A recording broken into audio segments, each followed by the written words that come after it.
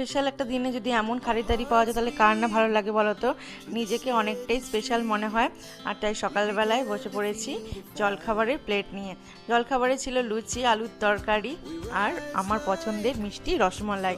আর লাঞ্চেও ছিল প্রত্যেকটাই আমার পছন্দের জিনিস, ফ্রাইড রাইস, চিকেন কষা, ইলিশ মাছ ভাজা, স্যালাড, আম আর চাটনি। আর এই কটায় প্রত্যেকটা রান্নাই হচ্ছে আমার শাশুড়ি মা করেছিলেন। খুবই ভালো হয়েছিল, রান্নাগুলো খুব সুন্দর হয়েছিল। আর সন্ধ্যাবেলায় কর্তামশাই এনেছিলেন একটা কেক। কেকটা দেখতেও যেমন দারুণ ছিল, খেতে তেমনই সুন্দর ছিল, খুব টেস্টি ছিল কেকটা। আর তারপরে কেক কাটিং করার পর কেকটা আমি কেটে নিচ্ছি সবাইকে দেওয়ার জন্য। কেটে নেওয়ার পর তারপর সন্ধ্যাবেলা একটু স্ন্যাক্স খেয়েছিলাম, সেটাও কর্তামশাই এনেছিল আমার পছন্দের জিনিস, ফিশ কাটলেট, যেটা খুবই দারুণ ছিল খেতে। আর এখানে খেতে খেতে আমরা গল্প করছিলাম। আর এখানে মিষ্টুকে দেখো ফোনে কীরকম কথা বলছে, ওকে ফোন দেওয়া হয়নি কিন্তু ফোনের যে কভার থাকে সেটাকে নিয়ে সেই কথা বলছে।